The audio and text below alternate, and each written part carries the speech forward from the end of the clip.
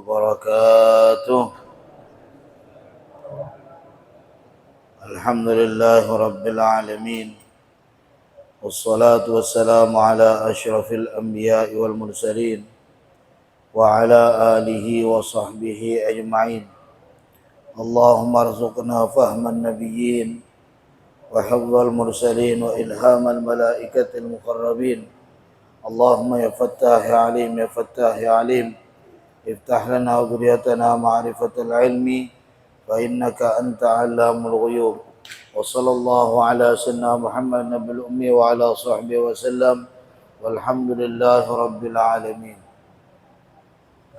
Para jemaah yang dirahmati oleh Allah Subhanahu wa taala, alhamdulillah kita bersyukur kepada Allah yang telah menganugerahkan kepada kita nikmat iman dan Islam,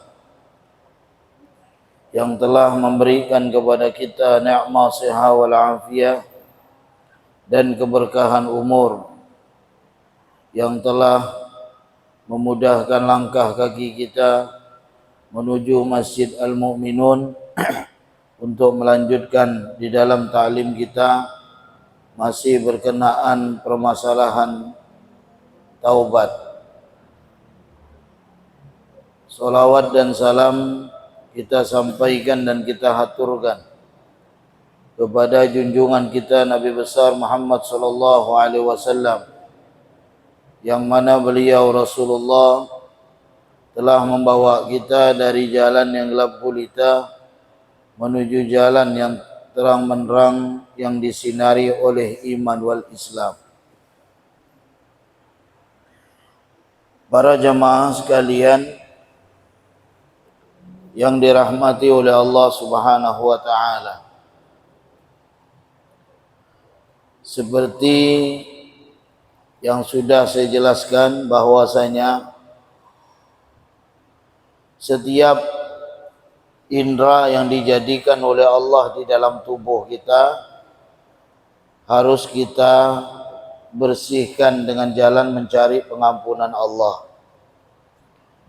Dari lidah kita, dari perut kita, dari tangan kita, dari mata kita, dari telinga kita, ya.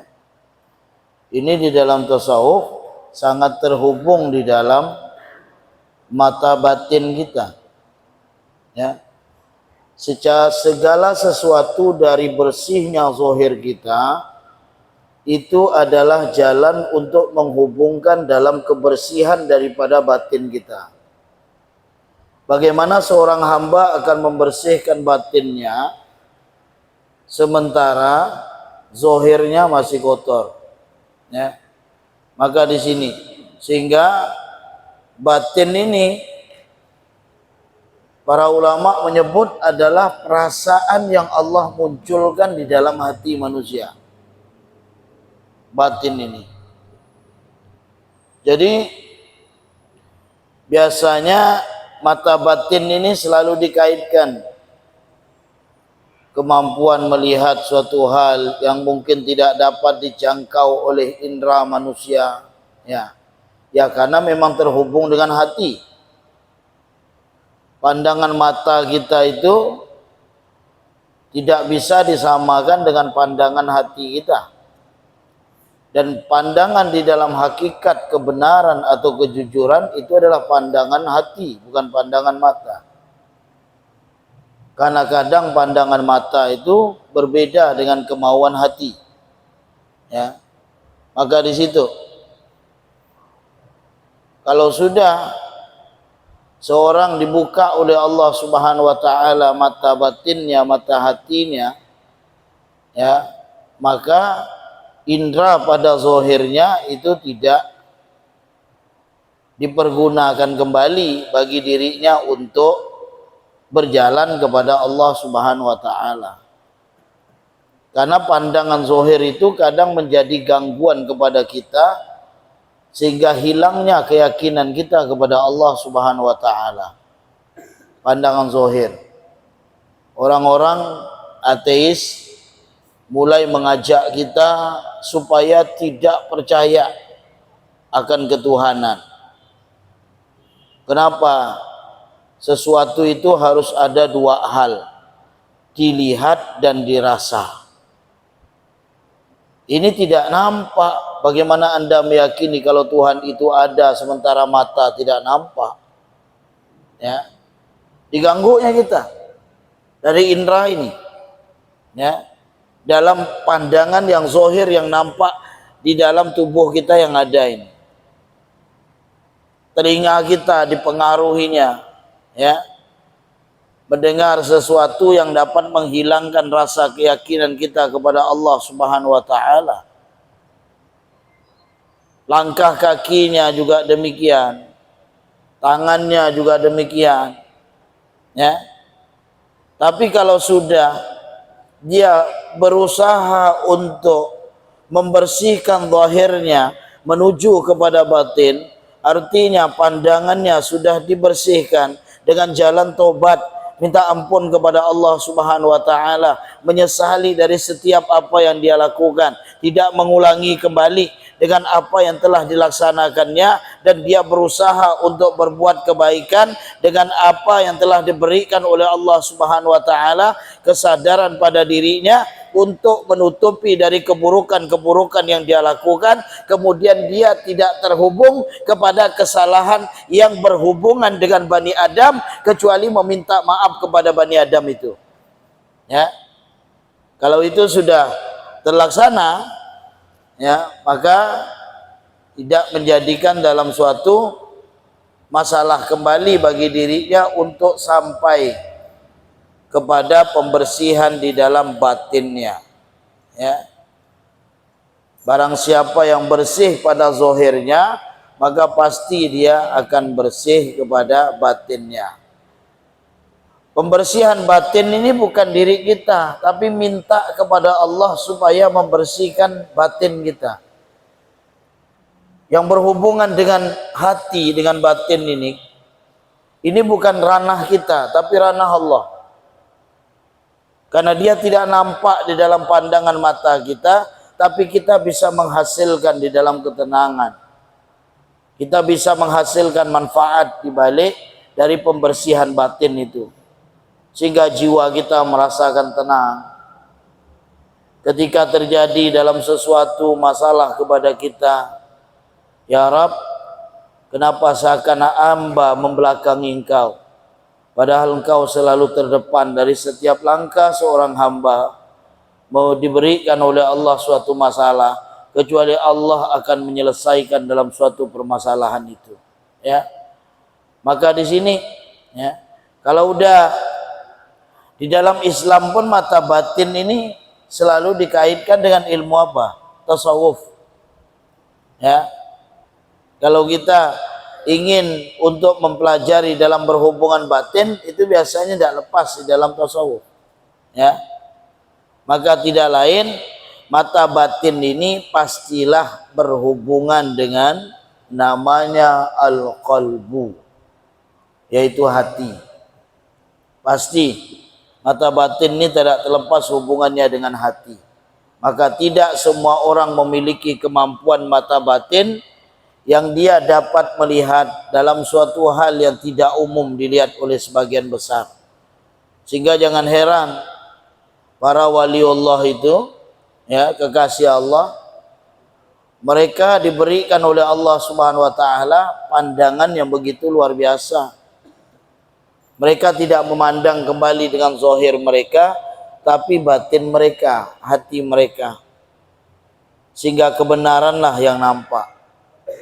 Kadang dibuka oleh Allah, dibuka hijab dari setiap makhluk itu, dibuka sehingga dia bisa menjawab dari batinnya bahwa si fulan begini, si fulan begini, si fulan begini, seperti Rasulullah sallallahu alaihi wasallam.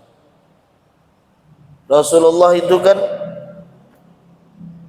telah dibuka oleh Allah mata batin beliau, sehingga tidak ada satupun yang tidak terlihat oleh Nabi Muhammad. Di dalam hadis, ketika Rasulullah SAW selesai merapikan saf para jamaah, sahabat-sahabat itu, Rasulullah mengatakan, inni arakum min wara'i dhahri. Aku melihat kalian dari belakang punggungku. Aku melihat kalian dari belakang punggungku. Para ulama membahas ketika Rasulullah SAW berada di depan, apakah beliau tidak mengetahui keadaan sahabat? Tahu. Keadaan sahabat di belakang itu Rasulullah tahu. Ya. Kemudian yang kedua, kita kadang bingung membaca di dalam hadis itu, setiap orang datang kepada Nabi Muhammad SAW meminta suatu amalan di dalam keutamaan yang harus dia kerjakan, jawaban Nabi Muhammad itu berbeda-beda. Antum kalau baca dalam hadis gitu, saat ini antum baca di dalam hadis, ya Rasulullah, amalan apakah yang paling utama? Maka Rasulullah jawab, berbakti kepada kedua orang tua. Salat ada waktunya. Kemudian jihad di jalan Allah. Datang lagi, ya Rasulullah, amalan apakah yang paling utama? Kata Rasulullah, iman kepada Allah. Kemudian silaturahmi, ya. Datang lagi, berbeda-beda nih.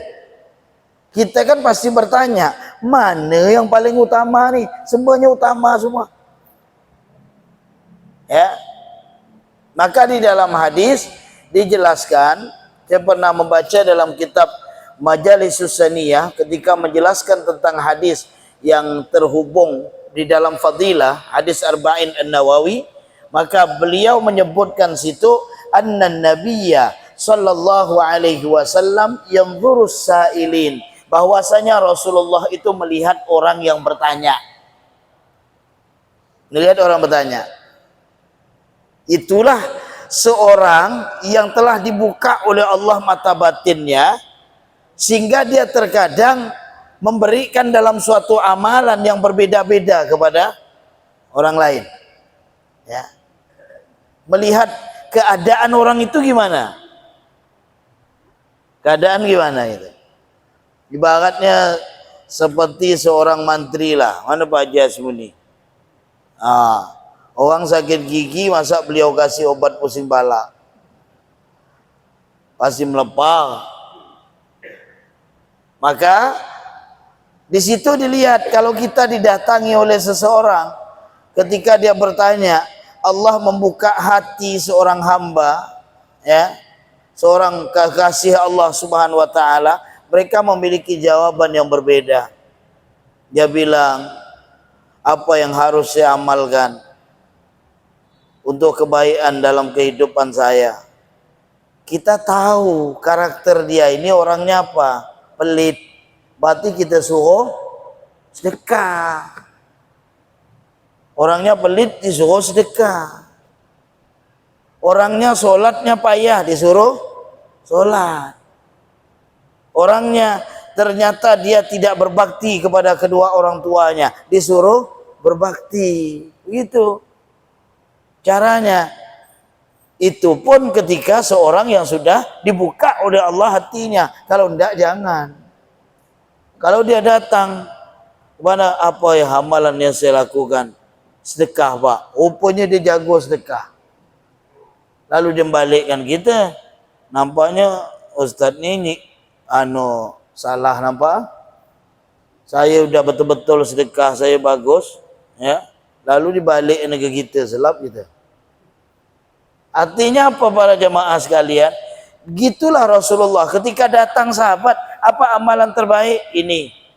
Zikir apa yang paling afdal? La ilaha illallah. Lalu apa lagi? Ini. Berbeda-beda. Itu Nabi Muhammad melihat tipikal orang yang bertanya itu, Pak. Orang yang bertanya itu bagaimana? Kenapa? Karena Allah membuka hatinya, batinnya Nabi Muhammad SAW, dan dengan batin itu pula Rasulullah itu bertemu dengan Allah Subhanahu wa taala. Dengan batin itu pula Rasulullah memandang Allah Subhanahu wa taala. dengan batin itu pula seorang hamba bisa merasakan dalam kebenaran keberadaan Allah Subhanahu wa taala di setiap langkah, di setiap waktu, di setiap saatnya dia merasakan. Kenapa? Allah membuka batinnya. Ya. Maka di sini seorang terbukanya mata batin ini bisa terjadi pada orang yang memiliki perjalanan yang baik, ya. Mungkin dapat dikatakan terbukanya mata batin ini bukan maunya kita, tapi anugerah yang diberikan oleh Allah Subhanahu wa taala. Kalau istilah biasa kita sebut itu dengan kasyaf. Kita kan biasa nyebut tuh kasyaf. Kalau bahasa kita tuh ada istilahnya tembus pandang kata kita, ya. Itu anugerah diberikan oleh Allah. Jangan antum minta. Justru kalau antum minta, tidak tiba-tiba itu, tidak datang-datang. Ya minta. Itu Allah Subhanahu wa taala yang menganugerahkan. Ya. Jangan kita minta, saya ada amalan dikasih. Kalau ingin dibuka mata batin, namanya istilahnya majas. Istilahnya itu majas. Indra keenam kata orang. Amalkanlah ya khabir ya batin, ya khabir ya batin. Ya kan? Ya khabir ya batin. Saya amalkan ya khabir ya batin. Tak ada gak buka-buka. Ketika orang datang tak ada gak tahu, ya. Artinya bukan maunya kita, tapi memang maunya Allah. Ya. Karena dia sudah menutup, ya, lubang-lubang hitam yang ada pandangan pada zahirnya, maka Allah pun membuka cahaya pada batinnya. Sehingga tidak ada lagi hijab yang mampu untuk dia pandang kecuali Allah telah perlihatkan kepadanya. Ya. Itu para wali Allah. Dan hati-hati ayuhal jamaah kalau ketemu dengan wali jazab. Kalau istilah kita tuh majzub. Kalau wali majzub itu jangan kita dekati. Orang kalau ketemu dengan wali majzub mau diajak kawan. Mau diajaknya kawan, didekati. Karena kenapa? Kata ulama, engkau mendekati wali jazab itu dikhawatirkan pandangan matanya yang dibuka oleh Allah pada batinnya adalah cahaya yang menembus untuk kita, sehingga bisa jadi aib kita itu akan disebutkannya di hadapan orang ramai. Disebutkan aib kita di hadapan orang ramai. Saya pernah ketemu itu, Pak. Dulu waktu saya bujangan, saya ketemu di Jakarta itu. Anaknya Allah yarham Habib Umar bin Hud Al-Attas, anak beliau. Siapa? Habib Hussein kan namanya. Masuk rumah beliau itu minum air ledeng. Suruh ambil air ledeng di depan, minum. Ya kita udah terbiasa dengan hal itu, ambil ya minum. Kalau orang ragu-ragu sakit perut dia. Tidak benar nah ni, jangan kotor sakit perut, sakit perut dia. Ya, ini kan jazab beliau. Maka kemudian seorang yang bagus pakaian gamisnya putih, pakai imamah, surbannya tebal, masuk ditunjuknya. Syaitan ente kata dia. Wah, apa tak nak bawa mak muka? Apa nak bawa mak muka? Orang bagus dengan gamis urban dibilangnya syaitan. Ya. Begitu salam ada yang ditolaknya pada salam itu. Ditolaknya. Maka saya waktu belajar di dalam kitab Al-Hikam waktu itu, ya. Kata guru saya, kalau kau bertemu dengan seorang yang dibuka oleh Allah hijabnya sehingga dia mendapatkan suatu kedudukan wali jazab, jangan kau dekati, ya. Kalaupun engkau bertemu sekedarnya saja, karena khawatir nanti akan terbuka aib yang ada padamu di hadapan orang. Jangan kita salahkan beliau, beliau tak peduli. salahkan kita. Kemudian ditakutkan salah di dalam ucapannya.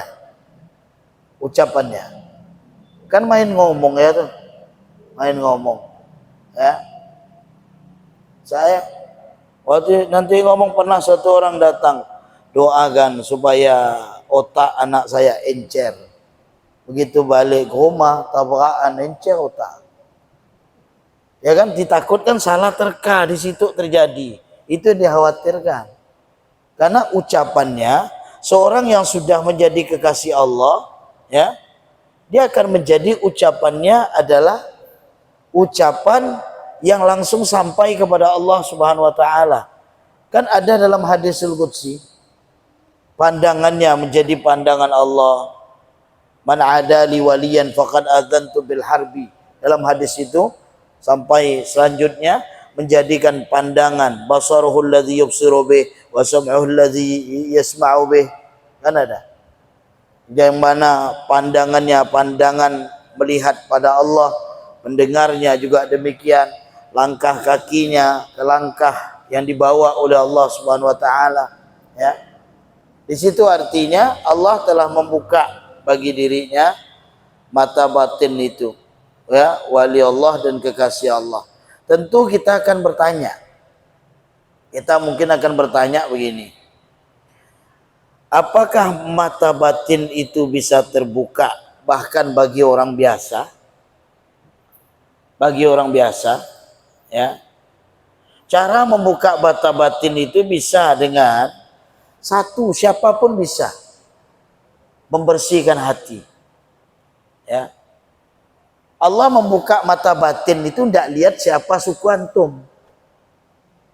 Tidak dilihat. Ya. Cuma kan banyak yang Allah nampakkan itu, ya, para waliullah yang masyhur itu adalah keturunan Nabi Muhammad SAW atau para keturunan sahabat. Bukan berarti orang Melayu tidak ada jadi wali, banyak. Ya. Masalahnya nanti orang Madura kan tak ada jadi wali, banyak. Masalahnya antum begitu beli foto para wali, ngapa ndak ada orang suku ana nih? Kan gitu. Bukan berarti bahwasanya suku selain suku Arab tidak ada para wali. Cuma bedanya para wali biasanya banyak yang mastur, ditutupi oleh Allah Subhanahu wa taala. Ada wali namanya Mbah Mangli. Allah yarham. Mbah Mangli itu tidak bisa untuk dipoto. Tidak ada satu pun foto beliau yang jadi. Kecuali satu foto. Ketika beliau dipeluk oleh Sayyid Muhammad bin Alawi Al-Maliki. Begitu dipeluk sama Sayyid Muhammad, langsung jadi foto itu. Ya kan? Ini kan, lihat orang Jawa nih, dinampakkan oleh Allah Subhanahu wa taala. Orang moto berkali-kali itu tidak jadi. Tidak jadi. Begitu dipeluk oleh seorang wali, jadi itu foto. Ya. Itu. Tapi jangan antum bilang, Ustaz saya udah foto berkali tak jadi, coba antum peluk. Tak ada gak jadi dia. Beda dengan makomnya Sayyid Muhammad bin Alawi Al-Maliki, memang luar biasa, Masya Allah. Ya. Beliau diberikan oleh Allah suatu kelebihan yang begitu luar biasa. Itu kekasih Allah. Ya, kasih Allah. Artinya para jemaah sekalian, semuanya bisa, tapi berusaha untuk membersihkan diri. Bersihkan diri. Ya. Siapapun dia. Kalau kita sudah membersihkan diri kita, ya, cara membuka batin itu dengan membersihkan hati kita.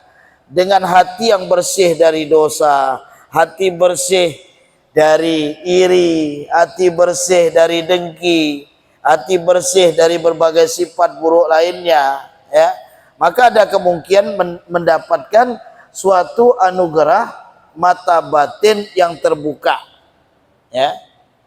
Bisa kemungkinan dengan cara tadi, ya. Apa yang menjadi penyakit di dalam hati kita ini? Oh, ternyata ya Allah, saya ini orangnya ada sifat sombong, ya.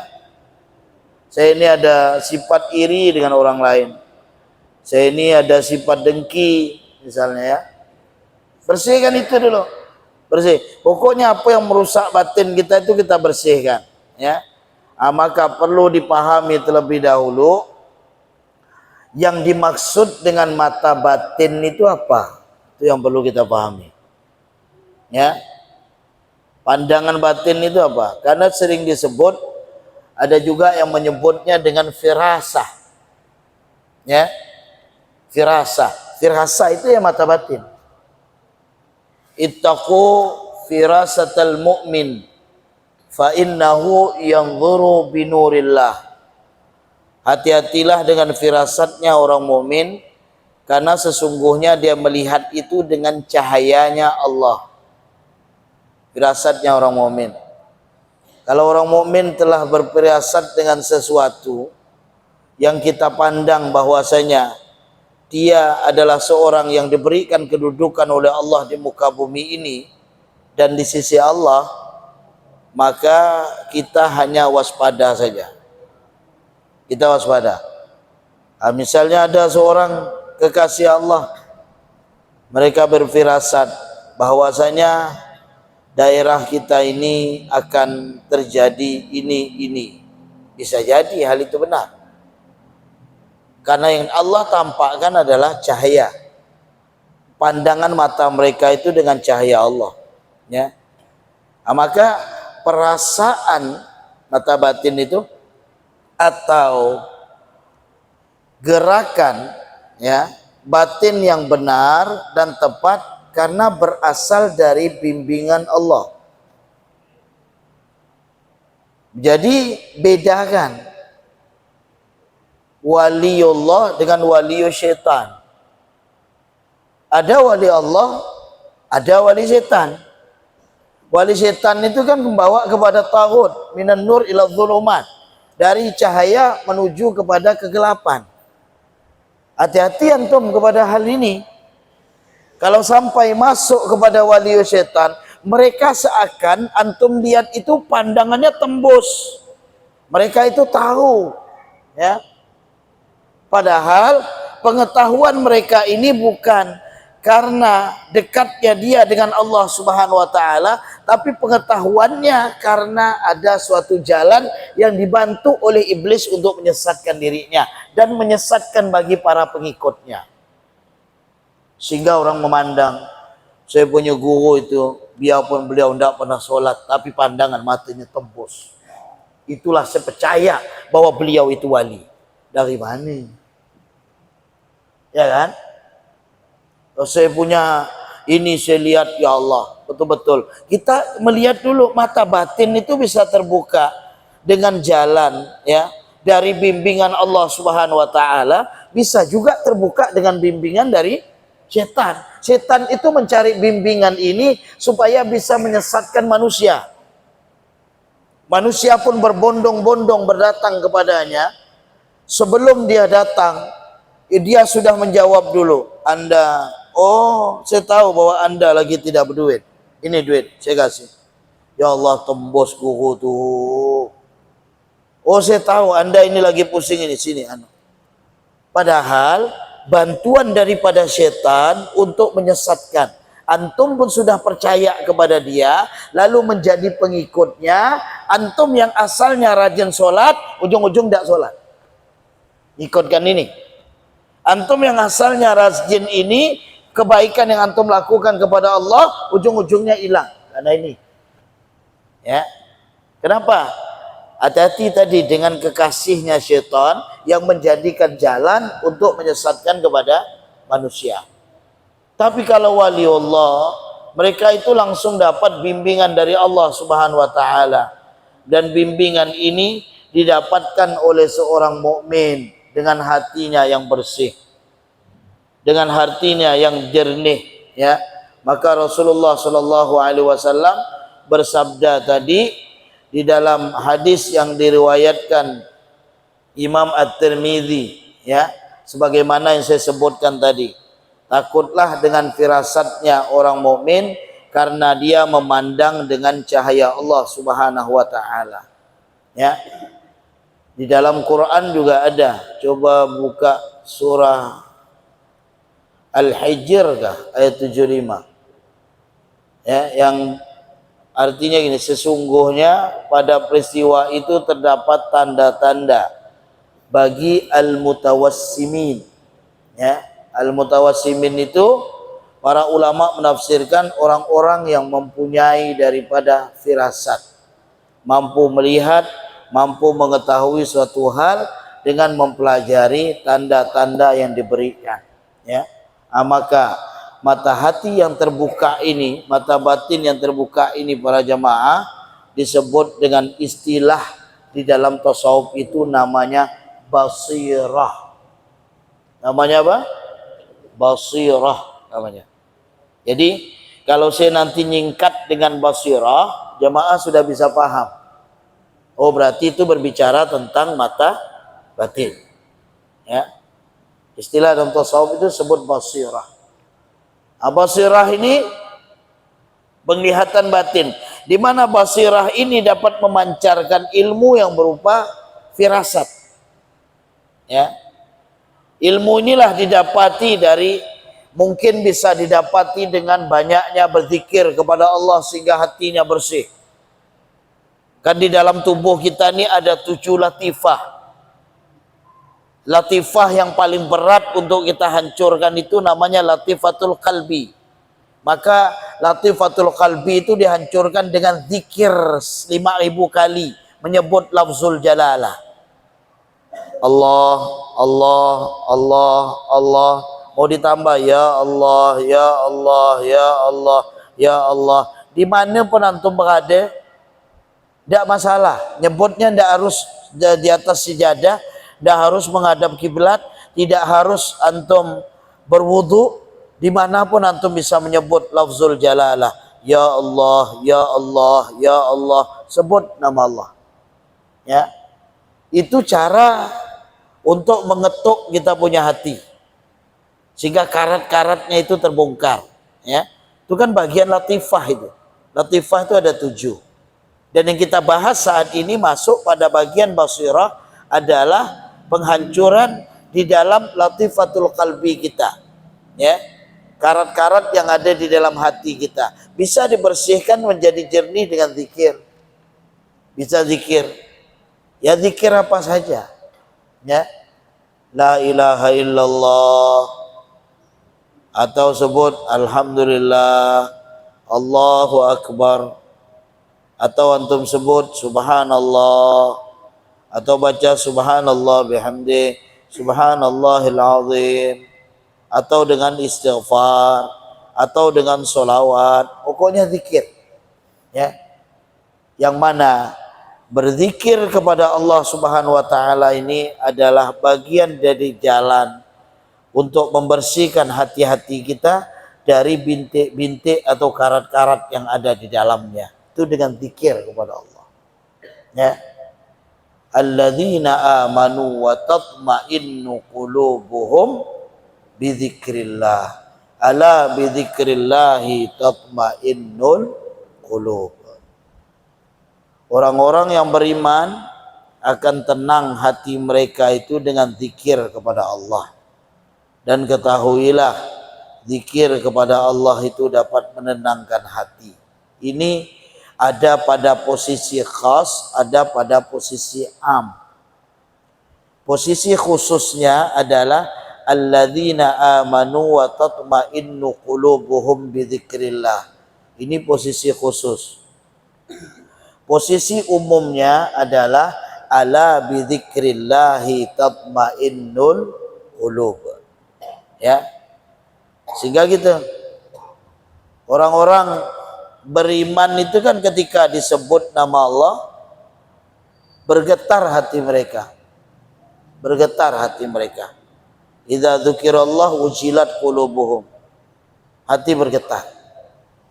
Jadi jangan heran begitu antum zikir kadang la ilaha illallah, la ilaha illallah, la ilaha illallah, sampai ada la ilaha illallah, la ilaha illallah, bergerak sendiri nih. bergerak sendiri. Bagi kaum Wahabi, mereka mengatakan ngapo tuh zikir berjoget-joget. Padahal yang mendatangkan getaran pada hati mereka bukan diri mereka dan bukan kemauan mereka, tapi Allah yang mendatangkan. Suatu saat ketika kita Allah, Allah, Allah, Allah, Allah, Allah, Allah, Allah, bergerak kita ini, bukan bergerak ini memang maunya kita. Toh di dalam Quran bergetar hati mereka, yang menggetarkan itu bukan kemauan kita, tapi Allah yang memberikan. Allah yang memberikan, ya. Di situ. Maka orang-orang beriman, ya, diberikan oleh Allah dengan mereka zikrullah, dan orang-orang umum awam juga bisa untuk zikrullah yang menjadikan jalan tenangnya hati seorang hamba kepada Allah Subhanahu wa taala, ya. Nah, kemudian yang kedua, bisa juga dengan fikir. Pertama kan zikir, yang kedua dengan fikir, ya. Sehingga Rasulullah SAW pernah meminta kepada sahabat namanya Ubay bin Ka'ab untuk membaca ayat Allah. Yang ahli Quran di zaman Nabi Muhammad itu yang biasa dipanggil oleh Rasulullah itu Abdullah bin Mas'ud, Ubay bin Ka'ab, kemudian Hudzaifah ibn al-Yaman juga masuk bagiannya, ya. Kalau ahli dalam firasat ini itu adalah Abdullah bin Abbas, sepupunya Rasulullah. Itu mata batinnya dalam, firasatnya dalam. Karena pernah terjadi suatu saat turun ayat idza jaa nasrullahi wal fath wa ra'aitan nasa yadkhuluna fi dinillahi afwaja fasabbih bihamdi rabbika wastaghfir innahu kana tawwaba. Ketika turun ayat itu, semua sahabat diam mendengarkan Rasulullah SAW. Tapi Ibnu Abbas yang masih muda itu menangis. Ibnu Abbas kan umurnya dengan Sayyidah Aisyah itu tidak jauh. Tidak jauh umurnya. Nangis Ibnu Abbas, Abdullah bin Abbas. Sahabat yang lain itu heran. Di antaranya Sayyidina Umar bin Khattab. Kenapa Abdullah bin Abbas ini menangis? Ibnu Abbas ini kenapa menangis? Ketika ditanyakan, apa kata beliau? Bagaimana saya tidak menangis bahwa ayat yang turun itu menunjukkan bahwasanya tidak lama lagi Rasulullah akan meninggalkan kita. Tidak lama lagi Rasulullah meninggalkan kita. Semua sahabat yang dengar berlinang air mata mereka. Berarti tidak lama lagi mereka akan berpisah dengan Nabi Muhammad. Ya, itu kan firasah yang Allah berikan kepada Abdullah bin Abbas. Ya, Allah berikan. Pada saat Rasulullah memanggil Ubay bin Ka'ab, dipinta untuk membaca Al-Quran. Dan Ubay bin Ka'ab ini yang pertama menjadi imam sholat tarawih yang diperintahkan oleh Sayyidina Umar bin Khattab radhiyallahu an dengan 20 rakaat berjamaah yang kita lakukan itu. Dan di saat melihat sahabat itu berpencar dikumpulkan oleh Sayyidina Umar, maka kemudian menjadi imam saat itu adalah Ubay bin Ka'ab. Ubay bin Ka'ab itu dalam jalur hadisnya seperti itu, ya. Lalu kemudian setelah itu dibacakan ayat Allah, inna fi khalqis samawati wal ardi wa ikhtilafil laili wan nahar la ayatin li ulil albab alladzina yadhkuruna Allah qiyaman wa qu'udan wa ala junubihim. Pertama, alladzina yadhkuruna Allah, mereka yang berzikir kepada Allah, yang dinamakan ulul albab itu. Mereka yang berzikir kepada Allah. Tahu enggak ulul albab itu apa? Ulul albab itu Di dalam hati kita ini ada 4. Ada sadrun, dada bagian luar. Ada qalbun, dada bagian dalam, hati. Ada fuadun, fuad itu di dalam lagi. Dari dalam hati ada lagi hati. Kemudian yang keempat ini namanya lub. Lub itulah ya orang-orang yang memiliki albab. Ya, lub itulah bagiannya. Maka di situ ketika dikatakan ulul albab, mereka yang diberikan oleh Allah hati kemudian mengikuti daripada akalnya. Jadi ulul albab itu begitu cerdas. Ya. Siapa mereka? Alladzina yadhkuruna Allah. Mereka yang menyebut nama Allah, yang berzikir kepada Allah qiyaman, di saat berdiri. Ya. Wa qu'udan, duduk. Ya. Atau berbaring, mereka menyebut nama Allah. Oleh sebab itu tadi saya katakan, zikir itu tidak ada suatu yang menghalangi kita kecuali tempat yang tidak layak. Masuk dalam WC zikir, jangan. Ya. Ada sahabat yang setiap masuk WC itu dia bawa batu untuk alat gigit. Untuk alat gigit. Ditahan sini. Karena tidak tahan kalau tidak nyebut nama Allah. Siapa? Sayyidina Abu Bakar Siddiq. Beliau kalau masuk WC itu ditahan ya, gigit gigi itu ditahan pakai batu supaya tidak zikir. Takut dalam WC menyebut ya Allah, ya Allah, ya Allah. Itu khawatir itu. Begini ya. Dan subhanallah, saya baca di dalam kisah sahabat Sayyidina Abu Bakar ini bagian seorang sahabat yang tidak berbicara kecuali masuk nama Allah di dalamnya. Di antara para sahabat ini. Walaupun bisa kita temui pada sahabat lain. Contoh gimana? Ngobrol tapi ada zikir. Ini orang tua kita dulu. Ya. Orang tua dulu itu, siapa lagi sih dengar kampung Arab sampai kampung Bugis sampai daerah Katun itu. Kalau dulu tuh Masya Allah betul-betul disebutnya. Sampai di daerah kami Tamblan Sampit pun gitu. Kalau udah ngomong itu zikir. Gimana caranya? Contoh, saya ya, waktu saya pergi ke sana, ya Allah, nyebut nama Allah dia. Saya tengok pemandangan tuh, subhanallah, bagus. Saya jalan lagi ke sana, Allahu Akbar, betul-betul luar biasa. Betul tak? Hanya paham tuh, zaman-zaman dulu kan, gitu mi kan? Kalau cerita tuh pasti. Kalau mereka marah itu, kalau di kawasan kampung Arab, kampung Bugis sampai Katun itu cukup mengucap Allah yahdik, kata mereka. Orang-orang tua itu gitu. Marah saja masih nyebut Allah yahdik. Semoga Allah memberikan engkau petunjuk, gitu. Ya, ini sahabat Sayyidina Abu Bakar tuh begitu. Kalau bercerita, kadang di dalam cerita itu memasukkan zikir di dalamnya. Ya, bisa kita mulai bagi para jamaah mulai sekarang. Mulai dari saya, dari kita semua. Nanti kalau setiap kita berzikir, bercerita tentang suatu, kita sebut. Nanti ketika antum terkejut, pasti antum akan menyebut suatu yang sering antum ucapkan. Kalau solawat, ya solawat. Kalau antum sebut nama Allah, ya nama Allah nanti sebut. Kalau antum tasbih subhanallah, terkejut nanti subhanallah. Tidak ada maki-maki lagi dah. Ya. Jadi situ. Nah, begitu antum bercerita dalam suatu hal bisa didampingi di dalamnya. Ya Allah, saya ya bukan saya no, alhamdulillah begitu banyak nikmat Allah saya rasakan.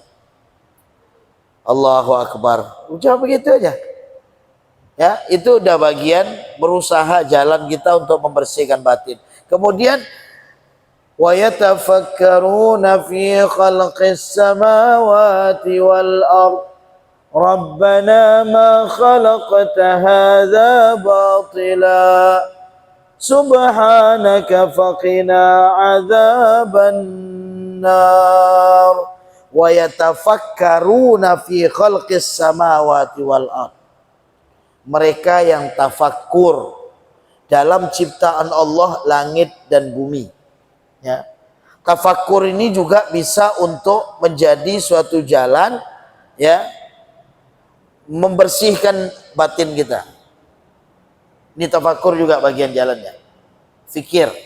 Sehingga para ulama tasawuf, bahkan Imam Ibnul Jauzi sendiri memasukkan tafakur itu bagian seorang hamba ingin menyadari pada posisi iyyaka na'budu wa iyyaka nasta'in. Kata Imam Ibnul Jauzi, di antara jalan seorang hamba itu ingin faham bahwa dirinya itu hamba dan paham bahwa dirinya itu membutuhkan pertolongan Allah, dia harus tafakur sebagai jalannya. Itu kata Imam Ibnul Jauzi. Ya, tafakur itu juga masuk di dalam bagiannya. Ya. Maka berpikir ini membersihkan jiwa, bersihkan hati. Apa yang ada di dalam ciptaan Allah, langit dan bumi, kalau kita renungkan, kalau kita masuk, kita pikirkan, ya, maka itu akan menjadi suatu jalan bagi seorang hamba untuk membersihkan batinnya. Ya. Maka para jamaah sekalian, ya, ada, subhanallah, para ulama ada menjelaskan keadaan batin itu apa saja. Ada meliputi namanya basirah, ada namanya dhamir, yang kedua ada namanya fuad, ada zauq, kemudian asrar, kemudian riyadhah, kemudian latifah. Ya, nah, itu kalau kita bicara tentang yang meliputi dalam keadaan-keadaan daripada batin, ya. Dan saya tidak perlu menjelaskan tentang, ya, yang saya sebut tadi dari basirah saja yang kita bahas saat ini, ya. Saya tidak perlu membahas tentang dhamir, fuad, zauq, asrar, riyadhah beserta latifah, ya. Ini tidak kita jelaskan karena begitu panjang lagi. Insyaallah kita masih masuk kepada pembahasan kita tentang di dalam kitab Kifayatul Atqiya wa Minhajul Asfiya yang dikarang oleh Sayyid Bakri Ibn Sayyid Syata Ad-Dimyati. Masih pembicaraan kita tentang taubat yang mengarah kepada pembersihan daripada jiwa seorang hamba Allah Subhanahu wa taala atau hatinya, ya. Mudah-mudahan hikmah ini bermanfaat. Sampai di sini yang mau nanya silakan.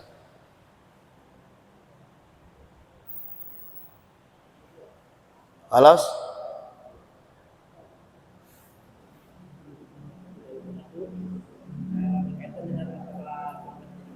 Salah apa?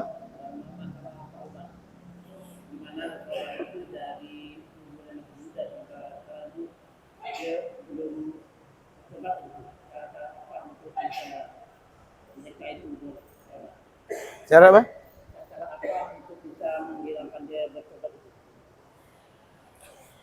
Yang pertama, terbukanya hati seorang hamba untuk bertobat kepada Allah Subhanahu wa taala itu bukan bagi dirinya sendiri, tapi kehendak Allah Subhanahu wa taala. Karena hidayah dan taufik itu bukan maunya kita, tapi maunya Allah. Ya. Dalam tauhid itu bagian syirik, ya. Saya mengatakan kepada Bapak, kalau tidak saya, maka Bapak ini tidak akan mungkin sholat. Kalau tidak saya, maka Bapak ini tidak akan mungkin berbuat baik. Ini syirik, Pak. Syirik khafi, yang tersembunyi. Saya ini udah syirik ucapan saya. Lah kenapa? Karena posisi yang menunjukkan Bapak itu untuk sholat, yang memberangkatkan Bapak untuk melakukan dalam suatu kebaikan, itu Allah, bukan saya. Saya tidak bisa memberi hidayah kepada seorang pun. Innaka la tahdi man ahbabta, walakinnallaha yahdi man yasha. Engkau tidak akan bisa untuk memberikan hidayah sesuai yang engkau cintai. Tapi Allah yang memberi hidayah. Kalau andaikan memang hidayah itu pegangan Nabi Muhammad, pasti Allah telah berikan kepada Abu Jahal itu. Karena Abu Jahal itu cinta dengan Quran. Abu Jahal itu cinta dengan Quran, ayo jemaah. Jangan antum mikir Abu Jahal itu tidak ada kebahagiaan. Abu Jahal itu selama ayat yang turun sebelum peperangan Badar, semua dihafal dia. Semuanya dihafal oleh Abu Jahal. Bahkan para ulama ada mengatakan, andaikan Abu Jahal itu hidup zaman ini, mungkin dia jadi profesor Quran. Jangan antum kira Abu Jahal itu tidak cerdas orangnya, cerdas. Cuma egonya saja tinggi. Ya. Maka Rasulullah tidak bisa memberikan beliau, karena bukan haknya Nabi Muhammad. Haknya Allah untuk membukanya. Tapi lihat kasih sayang Allah kepada Abu Jahal. Allah berikan anaknya namanya Ikrimah. Ikrimah itu muslim penghafal Quran. Penghafal Quran. Ikrimah kalau baca Quran tidak pernah gini. Selalu ngangkat gini. Selalu diangkat. Ketika membuka Quran, hadza kalamu rabbi, hadza kalamu rabbi, pingsan. Ya. Ini yang pertama, hidayah sisi Allah. Yang kedua, ya, cara seseorang itu untuk menyadarkan seseorang, mungkin cari jalan. Para ulama mengajarkan apa? Mujalasatus sholihin, duduk bersama orang-orang soleh. Kalau kita belum bisa baik, duduk saja bersama orang baik, gitu. Dan saya ingatkan, orang baik jangan hanya duduk bersama orang baik, ya. Ini duduknya sama orang baik terus. Bagaimana orang yang pengen balik kepada Allah ini mau melekat, mau mendekat? Itu namanya, kalau dalam istilah tasawuf itu inabah. Itu dalam syarat-syarat tobat itu untuk kita kembali, namanya inabah. Inabah itu artinya kembali kepada Allah Subhanahu wa taala. Di antaranya mujalasatus sholihin. Duduk dengan orang-orang soleh. Apa kata Imam Syafi'i? Ketawaduan beliau itu. Uhibbus sholihin walastu minhum. Saya ini cinta orang-orang soleh, walaupun saya ini bukan bagian dari mereka. Ini tawaduknya Imam Syafi'i. Beliau itu udah solehnya luar biasa. Artinya apa? Jangan orang yang mengaku dirinya soleh, itulah orang salah. Orang yang mengaku salah, itulah orang yang soleh. Karena kembali kepada taubat itu ujung-ujungnya apa? Al-i'tiraf. Apa al-i'tiraf itu? Pengakuan seorang hamba akan keburukan dan kesalahannya, kemudian dia kembalikan kepada Allah untuk mencari kesadarannya dalam melakukan kebaikan, sehingga terhapuslah dari setiap dosa dan keburukan yang dia lakukan itu. Itu i'tiraf. Oleh sebab itu seorang wali Allah namanya Abu Nawas. Abu Nawas itu wali itu. Cuma orang banyak ngarang cerita ngelarau ya tuh. Buku-buku tuh Abu Nawas ngentutkan raja lah, Abu Nawas inilah. Abu Nawas itu orang soleh. Awal Imam Syafi'i tidak mau mensolatkan Imam Abu Nawas itu. Setelah melihat kertas tulisan sebelum wafatnya Imam Abu Nawas, langsung tergerak Imam Syafi'i. Menyadarkan tentang i'tiraf. Apa i'tiraf itu? Pengakuan. Sampailah beliau yang mengarang syair yang dikatakan oleh Al-Imam Syekh Abdul Wahab Asy-Sya'rani, siapa yang membaca setelah salatul Jum'ah, dia baca 7 kali, Ilahi lastu lil firdausi ala wala akhwa ala naril jahimi fahabli taubatan waghfir dhunubi fa innaka ghafirudz dzambil azimi. Ini dibaca 7 kali. Apa kata Syekh Abdul Wahab Asy-Sya'rani? Mereka tidak akan mati kecuali dalam iman kepada Allah Subhanahu wa taala. Sehingga antum ada dengar enggak setelah sholat Jumat masjid baca ini? Kalau di pesantren kami baca. Ya. Dalwa pun sekarang Barwa juga baca itu. Ya. Subhanallah. Di sini biasa masjid Al-Falah. Sungai Jawi itu. Habis sholat biasa Ilahi lastu lil firdausi Dibaca. Itu Syekh Abdul Wahab Asy'arani. Antum tahu siapa Syekh Abdul Wahab Asy'arani? Beliau itu seorang yang tidak pernah takut dengan apapun. Beliau itu. Bahkan dalam kisah beliau itu pernah jatuh ke sungai. Yang bawa balik buaya. Yang bawa balik beliau itu buaya. Sama apapun. Itu Syekh Abdul Wahab Asy'arani, Masya Allah. Banyak karangan kitab-kitab beliau. Ya, di antaranya kutub-kutub tasawuf juga dikarang oleh Imam Syekh Abdul Wahab Asy'arani. Maka para jamaah sekalian, ketika seorang bersalah dari muda sampai masa dia tua, jangan berkecil hati. Jangan berkecil hati. Kita punya Allah yang mana punya sifat Ghaffar dan Ghafur, yang selalu mengampunkan dosa-dosa hambanya, tidak memandang sebesar apa dosa yang mereka lakukan, tapi rahmatnya lebih besar daripada dosa-dosa yang kita lakukan kepada Allah Subhanahu wa taala. Maka mudah-mudahan Allah angkat dari segala dosa kita, dosa kedua orang tua kita dalam kuburnya. Allah ampunkan dosa kita, wa jami'ul muslimin wal muslimat wal mu'minin wal mu'minat al ahya'i minhum wal amwat. Wa sallallahu ala sayyidina Muhammad nabil ummi wa ala washabihi wasallam. Walhamdulillahi rabbil alamin. Subhanakallahumma wa bihamdika asyhadu an la ilaha illa anta astaghfiruka wa atubu ilaik. Assalamualaikum warahmatullahi wabarakatuh.